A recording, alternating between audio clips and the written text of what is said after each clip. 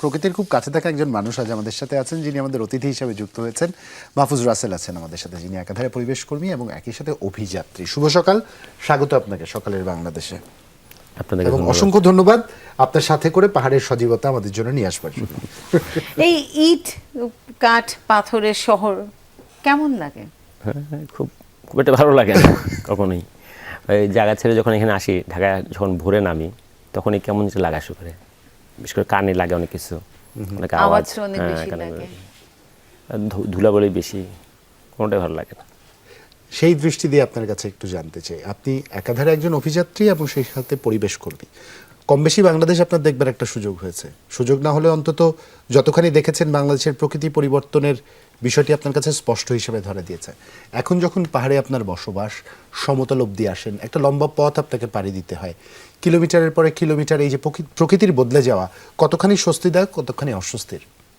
খুবই অস্বস্তিদায়ক। ছোটবেলা থেকে আমি তো বিভিন্ন ডিস্ট্রিক্টে ছিলাম বাবার চাকরির সুবাদে। তো আমি ছোটবেলা ছিল, যেভাবে খেলে বেড়াতাম গাছপালা, পশু পাখি এবং পোকাদের সাথে, সেটা এখনকার কোনো বাচ্চা পাবে না। কারণ হচ্ছে প্রকৃতি ধ্বংস করা হচ্ছে প্রতিনিয়ত। এবং সেই খাগড়াছড়ি আমরা যে পার্বত্য অঞ্চল বলি, সেখানেও প্রচুর ধ্বংস হচ্ছে প্রতিদিন। মোটামুটি একসময় হয়তো আমরা আমাদের আগামী জেনারেশন যারা আছে, ওরা হয়তো বা তেমন একটা কিছুই পাবে না, ধ্বংস হচ্ছে। তো এটা খুবই অস্বস্তিদায়ক আমার জন্য। এই যে ধ্বংস হয়ে যাচ্ছে, আপনি বলেন খাগড়াছড়ির কথা স্পষ্টত উচ্চারণে আপনি বললেন, মূল কারণটা কি? আমরা অসচেতন, নাকি টুরিস্ট যাচ্ছে যারা জায়গার গুরুত্ব বুঝছে না? মানে ঘটনাটা কি ঘটছে? এটা আমরা অসচেতন আছে, আমাদের অনেকগুলো আইন আছে কিন্তু আইনের প্রয়োগ নেই। তারপর হচ্ছিল যে আসলে আমাদের আসলে সরকারের প্রতিটা প্রতিষ্ঠানের উচিত কি পরিবেশটাকে একদম টপ প্রায়োরিটি রাখা, একদম প্রতিটা ডিপার্টমেন্টের উচিত। যদি এটা যদি না হয়, তাহলে আমাদের দেশে কিন্তু সে পরিবর্তনটা আসবে না, এভাবে ক্ষয় হইতে থাকবে। আর মানুষের মধ্যে লোভ অনেক বেশি, আর যারা আমাদের মতো মানুষগুলো সারাক্ষণ চেষ্টাই করে যাবে, কান্নাকাটি করে যাবে, রাস্তায় দাঁড়াবে, এতে তেমন একটা পরিবর্তন আসবে না। এই যে দীর্ঘ সময়ের আপনার যাত্রা, এই যে পরিবেশ নিয়ে আপনার সব সময় হয় না সোচ্চার থাকা, এই যাত্রাটা আসলে কবে শুরু হয়েছিল এবং কেন শুরু হয়েছিল? হঠাৎ করে কেন মনে হলো যে পরিবেশ আসলে বাঁচাতে হবে? আমি ছোটোবেলায় অনেকটা এমনই ছিলাম। একটা সময় মানে হ্যাঁ না, পরিবারের সমাজের চাপে কেরিয়ার মোটিভেটেড ছিলাম। তখন আমি ছিলাম ইংল্যান্ডে, ম্যানচেস্টারে। তো ওখানে কেরিয়ার করলাম আমি ছিলাম ফ্যাশন ইন্ডাস্ট্রিতে। তো 2008 ইন্ডাস্ট্রি আমি ছেড়ে দিই, কারণ ঠিক এর আগে মনে হচ্ছিল যে আসলে আমিও তো মানুষকে কনজিউমিজমে যে ঢুকাচ্ছি, মানুষকে আরও নষ্ট করো, আরও কেনো, আরও অপচয় করে ঢুকাচ্ছিলাম। তো ওটা আমার মধ্যে বেশ খারাপ লাগছিল। এবং ছোটোবেলার স্মৃতিগুলো মনে পড়ছিল, কেমন মজা ছিল, প্রকৃতিগত ভালো ছিল ওই সময় 2008। এই সময়টা আমার আসলে আবার সেই ভিতরে একটা অ্যাওয়ারনেস চলে আসলো। তারপর থেকে আমি আস্তে আস্তে আবার সেই পরিবেশ, প্রকৃতি, এই যে আমাকে অভিযাত্রী বললেন, হ্যাঁ, বিভিন্ন জায়গায় ঘোরা, বিভিন্ন কিছু শেখা, নিজেকে সাস্টেনেবলভাবে তৈরি করা, ওই যাত্রার তখন থেকে শুরু বেসিক্যালি। কিন্তু আপনি যেই দেশ থেকে হঠাৎ করে আপনার কাছে মনে হলো, মানে ইংল্যান্ডে থাকতে থাকতে, যে আসলে আপনিও তো কনজিউমারিজমের দিকে লোকজনকে ঠেলে দিচ্ছেন। হ্যাঁ, তারা আসলে এটা প্রমোট করে, কিন্তু তারা তো তাদের পরিবেশ নিয়ে সচেতন হয়, তারা সাস্টেনেবিলিটিকে সবচেয়ে বেশি গুরুত্ব দেয়। তা অবশ্যই আমরা পারি না কেন? হ্যাঁ, তো আমাদের এই দৈন্যতাটা আসলে কোথা থেকে আসে? আমার মনে হয় আমাদের মানসিক শিক্ষার দৈন্যতা, পড়াশোনার দৈন্যতা না, মানসিক শিক্ষা।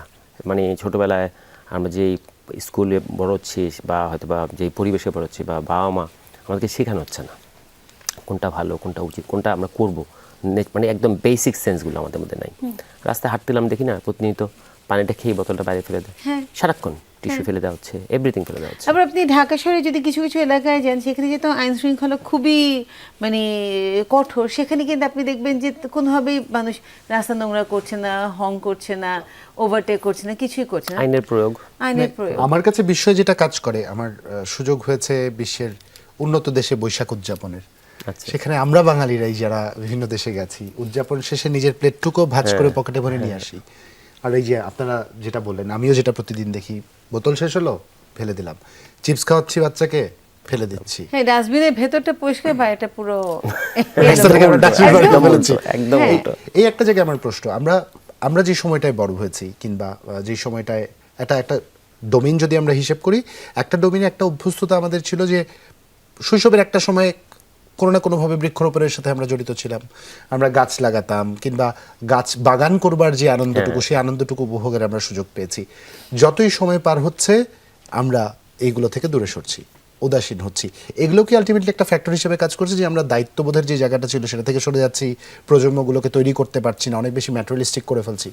আমরা আসলে, হ্যাঁ আপনার কথা ঠিক, আমরা মেটেরিয়ালিস্টিক হচ্ছে কি আমাদের আসলে এখন জায়গা নেই, শহরের শিশুদের জায়গা নেই কিছু করার, বাইরে যাওয়ার, অথবা ওরা যে বাইরে যাবে বা একটা গাছ লাগাবে বা একটা শাকসবজি বাগান মাটি করবে, নিয়ে খেলবে, খেলবে, ঘাসের মধ্যে শাকসবজি খালি পায়ে হ্যাঁ হাঁটবে, হ্যাঁ। হোঁচট খেয়ে পড়বে, এই জায়গাটা ওদের নাই। তো বাবা মা আসলে তেমন কিছু এই ঢাকা শহরে মানুষ করার তেমন কিছু নাই, এটা একটা বড় সমস্যা। আরেকটা হচ্ছে মেটেরিয়ালিস্টিক কোনভাবে, যারা মানে আমি গাছ লাগাচ্ছি, আমি এর বিপক্ষে না, আমি বিপক্ষেও অনেকটা অংশ, আমি আসলে গাছ লাগানোর পক্ষে খুব একটা বেশি না, আমি গাছ না বাঁচানোর পক্ষে, আমি এটা একদম প্রচণ্ড বিরোধী। এটা আপনি একটা খুব ভালো কথা আমি বলেছেন। প্রচণ্ড বিরোধী এই শব্দটা, যে আমাদেরকে বারবার শেখানো হয়েছে ছোটোবেলা থেকে, হয়তো গাছ লাগান পরিবেশ বাঁচান। আমি সবসময় বলেছি গাছ বাঁচান পরিবেশ বাঁচান, এটা যদি আমাদের সবার ঢুকে যেত ভিতরে ব্রেনে। কারণ প্রতি বছর, শুধু একটা বলি, প্রতি বছর মনসুনে বাংলাদেশে বিলিয়ন বিলিয়ন গাছ হয়, প্রকৃতি নিজে বানায়, চারা ওঠে। আমরা কী করি, ওই গাছ কেটে আবার গাছ লাগাই। ওখানে যখন একটা গাছটা লাগাইতে যাই, মনে করেন একটা এতটুকু জায়গা পরিষ্কার করি না, ওখানে অনেকগুলো গাছ থাকে, ওখানে 20টা গাছ পরিষ্কার করি, কেটে ফেলি, কেটে ফেলে এমন একটা গাছ লাগাই যেটা প্রকৃতি হয়তো চাচ্ছেও না, হ্যাঁ, ওখানে এসে সেটা চাচ্ছে হবে না। হ্যাঁ, প্রকৃতির মতোই লাগায়, ওটা চাচ্ছে না, ওটা পারতেছে না, কয়দিন পর ছাগল এসে খেয়ে ফেলছে বা ভেঙে ফেলতেছে। আলটিমেটলি যে গাছটা নর্মালি হওয়ার কথা ছিল সেটাকে আমরা ভেঙে ফেলছি। হ্যাঁ, এই জন্য এইগুলো ছিল ম্যাটেরিয়ালিস্টিক চিন্তা, যে আমি শুধু শুধু গাছ লাগাচ্ছি কেন, এটা হলো যে নিজের স্যাটিসফ্যাকশন থাকে, ক্যাম্পেইন ক্যাম্পেইন, হ্যাঁ it's like a show off type. হ্যাঁ, তো আমি এটা খুব একটা পক্ষে না, 80% আমি এটার পক্ষে না গাছ লাগানোটা। আমরা যে গাছ বাঁচাই, আমরা শুধু আমরা মরতে না দিই, কাটতে না দিই, বা একটু তার প্রতি গাছের প্রতি একটা মায়া, মানে কি গাছ আর আমরা সবাই কিন্তু ইকোসিস্টেমের একটা অংশ। একটা মালার ভিতরে যেমন একটা পুঁতি থাকে, একটা পুঁতি যেমন একটা গাছ, একটা মানুষ, একটা সেই একটা পুঁতি, এই দুইটা যদি আমরা এক করতে পারি, এই দুইটা পুঁতি কিন্তু সমান সাইজের। এটা যদি ভাবি যে প্রতিটা একটা পুঁতি পড়ে যেতে একসময় কী হবে, গলায় ফাঁস লাগবে না, এই জিনিসগুলো আমরা একটু ছোটোখাটো জিনিসগুলো আমরা যদি বুঝতে পারি ছোটোবেলা থেকে, তাহলে কিন্তু আসলে আপনার এই অনুভূতিটা হলো কি করে? আপনি এই চৈতন্যবোধে জাগ্রত হলেন কিভাবে? এটা খুব কৌতূহলী। আমার মনে হয় ছোটোবেলায় আমার খুব ছিল, ছোটোবেলায় যে আমি নষ্ট করতাম না তা না, নষ্ট হতাম, কিন্তু আমি সবসময় থাকতাম ওই প্রকৃতির মাঝখানে, আমি খেলতাম, আমি নিজেই বন বানাইতাম, মানে গাছের ডালপালা ছিল। শৈশব কোথায় কেটেছে আপনার? আমার শৈশব অনেক জায়গায় আসছে, কিন্তু আমি একটা জায়গা হলো পটুয়াখালী, ওটা আমার খুব মনে হয় যে আমি বড় হওয়ার পর মনে হচ্ছে আমি কেন এরকম, তখন আমার খালি ওটা মনে পড়ে ছোটোবেলা আমি পটুয়াখালী যখন ছিলাম, আমার যে এক্সপিরিয়েন্সটা ছিল ওটা আমার সবচেয়ে দাগ কাটে, মনে হয় যে ওইটা আমাকে তৈরি করছে আসলে। Very interesting.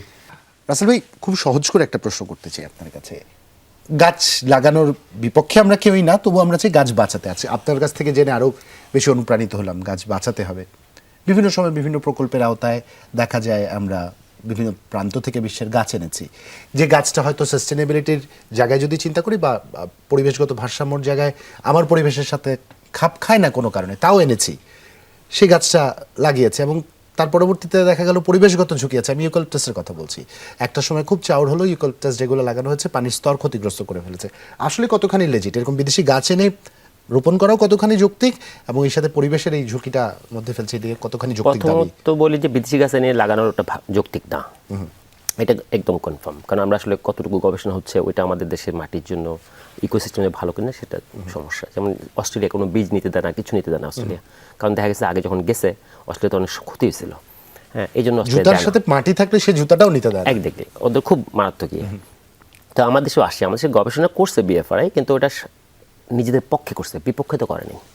মানে যেটা আনবো না বলে করেনি, ওরা হলো কোনটা আনা যায় সেই পক্ষ হয়ে করছে, আনবো বলে আমি গবেষণা করেছি। তো ব্যাপারটা এরকম হয়। তো এটা একটা ব্যাপার ছিল। আরেকটা প্রশ্ন করছিলেন আপনি এর আগে, ইউক্যালিপটাসের পানির স্তর নষ্ট করে ফেলছে। পানি ইউক্যালিপটাস নষ্ট করে না, ইউক্যালিপটাসের শিকড় যায় 10-12 ফুট মাটির নিচে, ঠিক আছে? তো ও তো বেশি পানি কোত্থেকে নিবে? বরঞ্চ কিছু গবেষণা, ইন্টারন্যাশনাল গবেষণা দেখা গেছে যে একটা বন বানানো হয়েছে, বিশাল ইউক্যালিপটাসের বন বানানো হয়েছে, গাছ লাগা হয়েছে, 10 বছর পরে করছে একটা সাইড মানে হাফ কেটে ফেলা হয়েছে, পানির স্তর নেমে গেছে। ইউক্যালিপটাস বরঞ্চ পানির স্তর উপরে ধরে রাখে। ওকে, হ্যাঁ, ধরে রাখে। এখন হচ্ছে আমার দেশে ইউক্যালিপটাসের একটা সমস্যা, এটা নিয়ে খুব বিতর্ক। আমি কথাটা যে বলছি এগুলো শুনলে অনেকে আমার করবে, আমি জানি এগুলো নিয়ে অনেক তর্ক বিতর্ক চলছে, আমিও বিপক্ষে অনেক অংশে, কিন্তু কিছু ভুল ধারণা হলো কোথায় সেটা বোঝা দরকার। সেটা হচ্ছিল যে আমরা লাগাই ধান গাছের পাশে, অনেক সময় দেখা গেছে লাগানো হয়েছে, জমি ডাল যেটা ধরে নিয়ে কথা লাগাচ্ছি। মাইল ধরে লাগাচ্ছে, যখন কথাগুলো বেশি উঠছিল গ্রামে উত্তরবঙ্গে যেন লাগানো হয়েছে। তো দেখা গেছে ওখানে পানির স্তর নেমে গেছে, পানির স্তর নামছে আসলে ধান চাষের জন্য। ভূগর্ভস্থ ধান চাষের জন্য ভূগর্ভস্থ প্রচুর পানি তোলা হয়, প্রচুর। ইভেন কৃষি অফিস বলতেছে যে এখনকার যে পরিমাণ উন্নত বীজ হয়েছে এখন এত পানি লাগে না, কিন্তু সারাদিন পানি ফেলা হয় তুলে তুলে, ওই ভূগর্ভস্থ পানি পড়তেছে, আমরা দেখি না গ্রামে গেলে এরকম পড়তেছে, মোটর চলছে, হ্যাঁ, পানি পড়ছে। তো স্বাভাবিক পানি স্তর নেমে গেছে, দোষ পড়ছে কার? ইউক্যালিপটাসের। কিন্তু সে এবং পাশে দাঁড়ানো ছিল। পাশে দাঁড়ানো, সে দাঁড়ানোর দোষ। কিন্তু কেন ধানের বিপক্ষে বলবো না? ধান তো আমার পেটে যেতে হয়, আমি ভাত খেতে হবে। হ্যাঁ। ওই এর আগে একটু বললাম না যে আম গাছকে আমি কেন খারাপ বলবো না, আম গাছের নিচে কোনো কিছুই হয় না, কিন্তু দোষ পড়ে অন্যান্য গাছের প্রতি, গাছের উপর দোষ পড়ে। কিছু গবেষণা দেখা গেছে, জাহাঙ্গীরনগর ইউনিভার্সিটির গবেষণা আছে মধুপুরে, সেখানে দেখা গেছে যে শাল, ইউক্যালিপটাস অ্যাকেসিয়া এবং আম গাছের নিচে কী পরিমাণ অন্য গাছ হয়। দেখা গেছে সবচেয়ে বেশি হলো শাল গাছের নিচে, সবচেয়ে কম আম গাছের নিচে, আর মিডিয়ারে ছিল ইউক্যালিপটাস অ্যাকেসিয়া গাছের নিচে। ইউক্যালিপটাস অ্যাকেসিয়া তখনই খারাপ যখন আনকন্ট্রোল জায়গা লাগানো হবে, মানে বিশেষ করে অ্যাকেসিয়ার যে বীজ ও ভালোভাবে ডিসপার্স করতে পারে, করলে সে করে কি নিজে একদম হতে থাকে, বলে অন্য গাছ একটা environment সে create করে ফেলে। তারপরে অন্য গাছগুলো হতে পারছে না। এই জন্য অ্যাকেসিয়া লাগানো যাবে না কোথায়, যেটা হচ্ছিল যে আনকন্ট্রোলড। আমার উঠানে লাগাবে তাতে সমস্যা নেই, কারণ উঠানে লাগবো, দেশের মানুষ গরিব, সে উঠানে লাগাবে, 10 বছরে কাঠ হবে। বাংলাদেশে মোটামুটি কোনো প্রজাতি নাই যে 10 বছরে পরিপূর্ণ কাঠ হয়, পরিপূর্ণ কাঠ হয়। তাকে এটা বেচতে হবে, তার বাচ্চাকে বিয়ে দিতে হবে বা পড়াইতে হবে, অনেক ঝামেলা আছে। এই জন্য এটা আমরা লাগাতে পারে, এটা আমাদের দেশে অনেক বছর হয়েছে, এখন আর লাগানো যায়, কিন্তু এটা কন্ট্রোল এরিয়াতে, মানে আমার ঘরের উঠানে বা আমার একটা ছোটো জমি আছে ওখানে লাগে। কিন্তু আমি আনকন্ট্রোল, মনে করেন যে সংরক্ষিত বন, প্রাকৃতিক বন, রিজার্ভ ফরেস্ট, এই ধরনের কোনো জায়গায় লাগানো যাবে না। এটা হলো মূল কথা। মানে আসলে যখন আমরা দেখি যে রোড ডিভাইডারের মধ্যে গাছ লাগানোর প্রকল্প নেওয়া হয়, আসলে সেই জায়গার জন্য এটা ঠিক কিনা, হাইটটা ঠিক হবে কিনা, সেগুলো চিন্তা না করে কিন্তু আমরা এই লাগানো হয়। প্রকল্পগুলো কিন্তু আমরা এই জায়গাতেই একটা প্রশ্ন আছে, শুরু আমি করে দিই। ফেলি যেহেতু তুমি প্রশ্ন হ্যাঁ, করে হ্যাঁ, তুললেই। হ্যাঁ। বিভিন্ন সময় সরকার বেসরকারি বিভিন্নভাবে উদ্যোগ নিতে, এবার একটা সদ্য একটা প্রায় 25 কোটি গাছের একটা উদ্যোগ নেওয়া হচ্ছে, কতখানি ইতিবাচকভাবে দেখেন বিষয়টাকে, বা যৌক্তিকতা কতখানি দেখেন আপনি? যেমন আগেই বলছি আমি গাছ লাগানো খুব বেশি পক্ষে না, তবে গাছ লাগানোটাও ভালো, কারণ শহর অঞ্চলে যেসব অঞ্চলে আসলে অনেক জায়গা হয়ে গেছে যেখানে অনেক সময় গাছ হতে চায় না, কারণ মানুষ এত বেশি ইনভেস্ট করছে মাটিটাকে, মাটির টপসল নষ্ট করে ফেলছে, গাছ হতে চায় না, সেখানে গাছ লাগানো যায়। বা শহরের সৌন্দর্যের ব্যাপার আছে, বা রাস্তার পাশের একটু ঠান্ডা রাখার জন্য গাছ লাগাতে হয়, এটা করা যাবে। হ্যাঁ, কিন্তু আমি যখন গাছটা লাগাই, আমাদের বেশিরভাগ ক্ষেত্রেই সমস্যা 25 কোটি, অনেক গাছ, অনেক গাছ, অনেক গাছ। হ্যাঁ। এই গাছ আমাদের একদম বাংলাদেশে প্রমাণিত যে 100টা গাছ লাগালে বাঁচে 10টা, হ্যাঁ। তাহলে 25 কোটি কত কম বাঁচবে 1 হলো। আর প্রতিটা গাছ লাগানোর সময় অনেকগুলো আশেপাশে চারা মারা হয়, খুবই স্বাভাবিক, কারণ পরিষ্কার করতে ও পরিষ্কার করে, ঠিক না?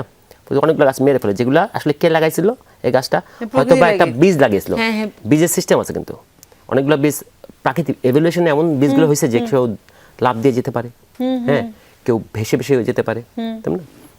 আর পাখি কি করে, ও খায়, খাওয়ার পর যখন পুপ করে, পুপে যে পড়ে, অনেক প্রাণী এটা করে, সে তার মতো করে গাছ লাগায়, কিন্তু ওই যে গাছগুলো যেটা জরুরি এবং জানে যে এটা তার খাবার, ওটা কি করে মেরে ফেলে, কেটে তুলে আমরা একটা গাছ লাগাই, হয়তো বা সেই গাছটা ওখানে দরকার ছিল, উপযোগীও না। উপযোগী হতেও পারে।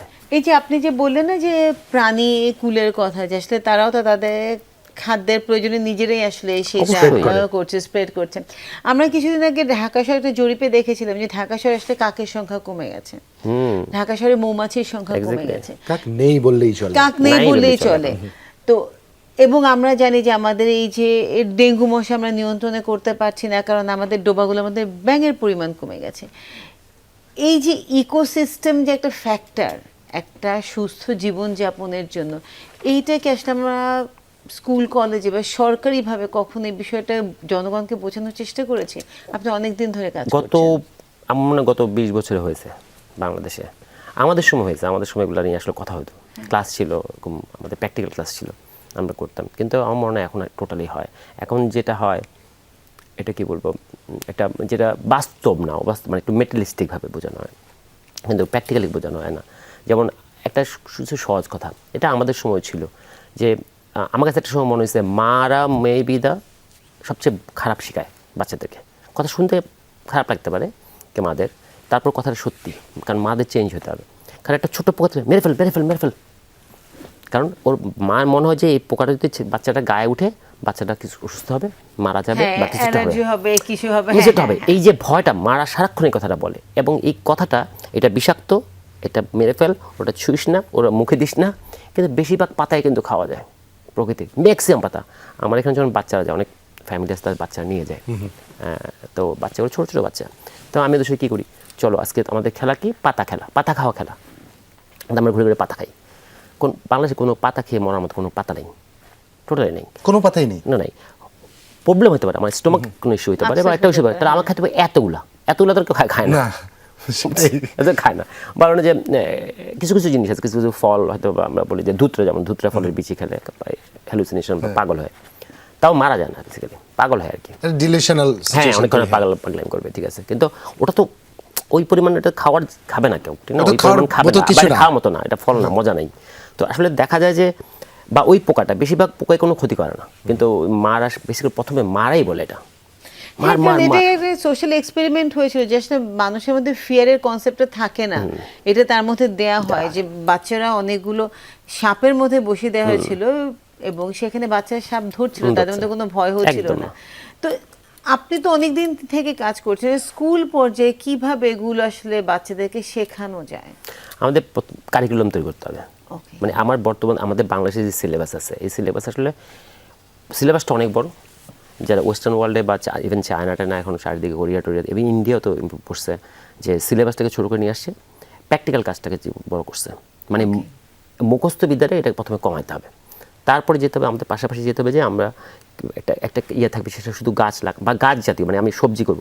আমি যদি, যেমন ধরেন বাচ্চারা এখন ভুলে যাচ্ছে, অনেক শহরের বাচ্চা জানে না যে টমেটো গাছে টমেটো ধরে, ভাবে যে টমেটো দোকানে ধরে, শেলফে ধরে, ঠিক না, এটা তৈরি আছে না।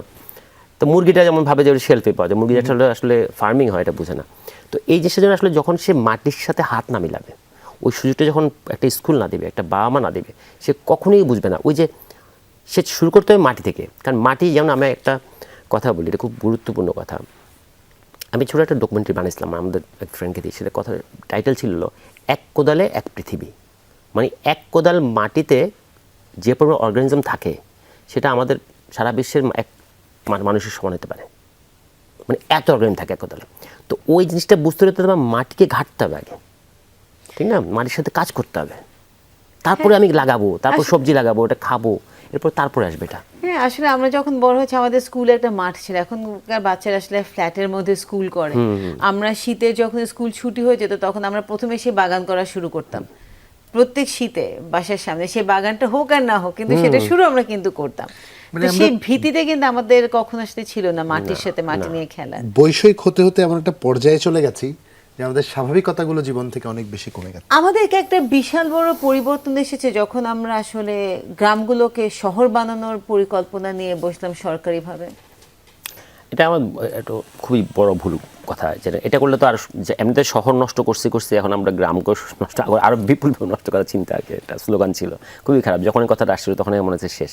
আমরা গ্রামকে আদর্শ গ্রাম বানাবো, এটা একটা সুন্দর, হ্যাঁ, গ্রামটাকে আদর্শ বানাবো, ওখানকার মানুষের কাজ করবে, তার কর্মও থাকবে, সে ওখানেই থাকবে, সুন্দর একটা গ্রাম বানাবে। সেটা না করে আমরা বলছি শহর বানাবো, মানে ধ্বংস করার আর একটা ইয়ে ছিল আর কি।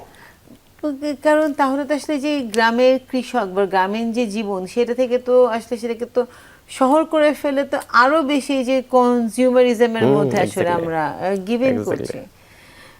তো আপনি যদি আশার আলো দেখতে চান, তাহলে আপনার কি মনে হয় যে ইউথকে চেঞ্জ করা দরকার, ইউথকে আরো বেশি প্রোগ্রেসিভ হওয়া দরকার, অ্যাক্টিভ হওয়া দরকার, নাকি আসলে কারিকুলামে হাত দেওয়া দরকার? কোথায় কাজটা শুরু করা দরকার? এখানে অনেক রকমের কাজ আছে। তো আমি একটু কিছু আমার পার্সোনাল এক্সপিরিয়েন্স থেকে বলি। আমি যখন মাটিরাঙ্গা, আমি যেই মানে যেভাবে আমি কাজ করছিলাম আর কি, তখন আমি ওই গ্রামে পাড়ায় পাড়ায় গিয়ে অ্যাওয়ারনেস প্রোগ্রাম করতাম লাগাতার, প্রতি উইকে এক একটা পাড়ায় যেতাম, আমরা পোস্টারিং করা, উঠান বৈঠক করা, বা শিকারীদের বাইরে গিয়ে শিকার ধরে নিয়ে আসা, বা ওর যত কিছু আছে ধরে নিয়ে আসা, অনেক সময় বুঝানো, না বুঝলে একবার দুইবার তিনবার করলে মুসলেকা নেওয়া, এগুলো করতাম। তো এরকম কয়েক বছর করার পর দেখা যায় আমি মবের শিকার হয়েছি, অনেক কিছু হয়েছে, এগুলো তখন মায়েরও খাইছি, এগুলো অনেক ঘটনা ছিল। তো দেখি যে কেন চেঞ্জ হচ্ছে না কেন খুব বেশি, কারণ কি আমি যাদের সাথে বসতাম তারা সবাই মোটামুটি 30-35+, হ্যাঁ, আর আমাদের শহরে 35 বা 30 আর গ্রামে 30 মধ্যে পার্থক্য আছে। এই যে পার্থক্য আছে, ওরা ছিল 10 বছর বয়স থেকে কাজ করা শুরু করে, না আমাদের যেটা হলো একটা বাচ্চা অনার্স পড়ার পর কাজ করে এরকম ব্যাপারটা। তো তো ওরা 30-35 মানে তাদের বয়স হয়ে গেছে, তাদের আমার মনে হতো যে তাদের ব্রেইনটা আসলে স্টাক হয়ে গেছে, এখন আর কোনো কিছু কানে দিয়ে যাচ্ছে না, ওদের ভিতরে শেখানো যাচ্ছে না।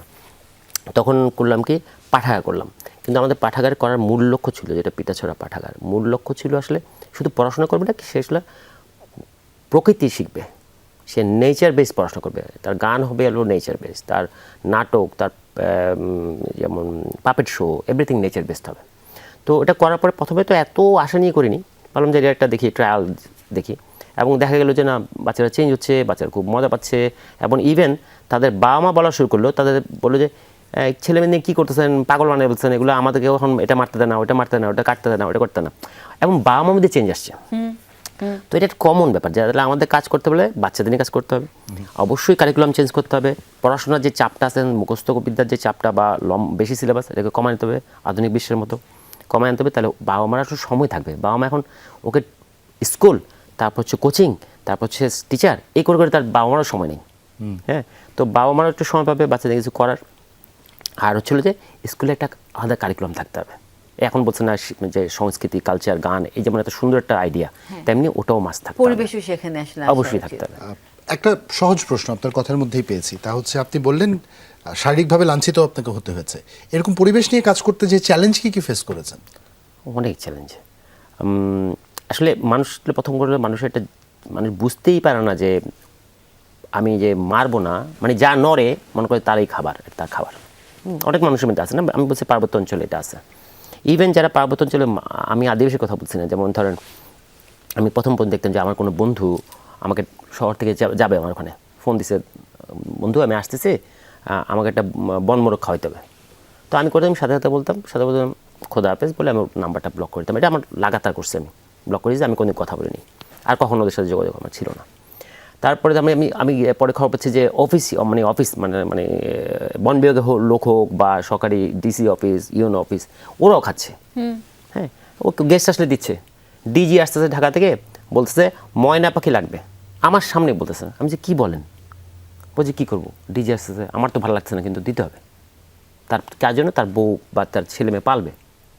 তো এটা ছিল কমন আমাদের মানে প্র্যাকটিস, যেখানে ওই ভাবনাটাই নেই যে এটা একটা প্রাণ, আমার মতো একটা প্রাণ বা আমার চেয়ে বেটার প্রাণ, যে কি জাস্ট নিয়ে ইচ্ছে করে আটকে রেখে দেয়া, আমার চেয়ে স্বাধীন প্রাণ, ডানা মেলে ঘুরে বেড়াতে পারে। হ্যাঁ, ওটা নিয়ে কাজ করা যখন শুরু করলাম, খুব সিভিয়ার লেভেলে অ্যাওয়ারনেস করলাম, পড়া শুরু করলাম। আমি প্রশাসন থেকে শুরু করে একদম গ্রামের প্রান্তিক জায়গাতে, এবং আমি বাজারে গিয়ে ধরতাম, হ্যাঁ ধরতাম দেখে, তারপরে ওই তোকে আবার পরে মব হয়েছে সিভিয়ারি, এমন হয়েছে যে আমাকে ভোরবেলা 25 জন আসছে, তারা আমাকে মারবে, ধরবে, অনেক কিছু, মানে একটা শিকারিকে আমি 4বার ধরছি, 4বারে তাকে বাধ্য রাখছিলাম যে তার গ্রামের লোক আসবে, তারপরে মুসলেকা দিয়ে নিয়ে যাবে, কারণ সে শুনে না কথা, একটা নেশা টাইপের বোধ হয়ে গেছে। কিন্তু টাকা আছে তো, মানে একটা অদ্ভুত। তারপরে আমি পুরো কিরে এত মানুষ কেন, ভোরবেলা আমি ঘুম থেকে উঠলাম, আমার ঘরে আমি কোনো দরজা আটকাই না, আবার খালি ঝড় ছাড়া আমি কখনো দরজা আটকে ঘুমাই না, কখনোই এখনো না, এখন কখনোই না। এবং ইভেন যেদিন আমাকে মারছে, মানে যে মেরে ফেলার প্ল্যান ছিল, মারছেও সেদিন, ওই দিন রাতেও আমি দরজা আটকে ঘুমাইনি।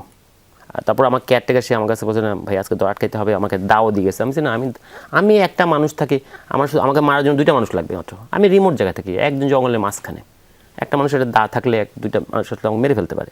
তো আমি দরজা আটকে ঘুমাই, আমার লাভটা কি, অযথা প্রতিদিনের টেনশন করে আমার লাভ নেই জীবনে। তো আমার গ্রামে সবসময় বলছি, দেখেন আমি সারা রাত জঙ্গলে একা একা ঘুরি, তো আমাকে যদি কেউ মারতেই চান, আমার যদি আপনার খারাপ লাগে, তাহলে আপনারা 2টা মানুষ জঙ্গলে এসে আমার খুঁজে পাই যাবেন, কারণ আমার মাথায় লাইট থাকে, টেরই পাবেন আমি আছে, তো কোপাই মেরে ফেলবেন, এত চিন্তা করেন না। আর আপনারা 25-30 জন আসছে মানে আমাকে এতই ভয় পান কেন? নিশ্চয়ই ভয় পান, আপনাদের নিশ্চয়ই কিছু একটা ব্যাপার আছে, আপনার কাজ করে না।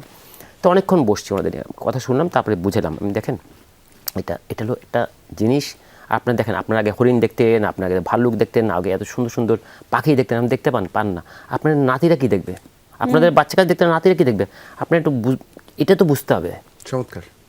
অসাধারণ। মাঝে মাঝে জীবনে একটা রিসেট বাটন প্রেস করতে হয়, আজ আমার রিসেট বাটনটা প্রেস করা হয়ে গেছে। এত সহজ করে ভাবা যায়, এত চমৎকার করে দেখা যায়, আসলে পাহাড়ের মধ্যে একটা অদ্ভুত জাদু আছে, পাহাড় মানুষকে অনেক অনেক অনেক বেশি উদার করে তোলে। আজ তার আর একটা প্রমাণ দেখলাম। আজকে এখানেই টানছি।